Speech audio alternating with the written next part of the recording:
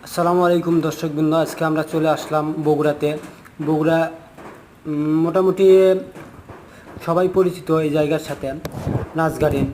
তো এখানকার ভিউ কীরকম এটা তুলে ধরার চেষ্টা করতেছি, আসলে কীরকম লাগে রাত্রিবেলার দৃশ্য।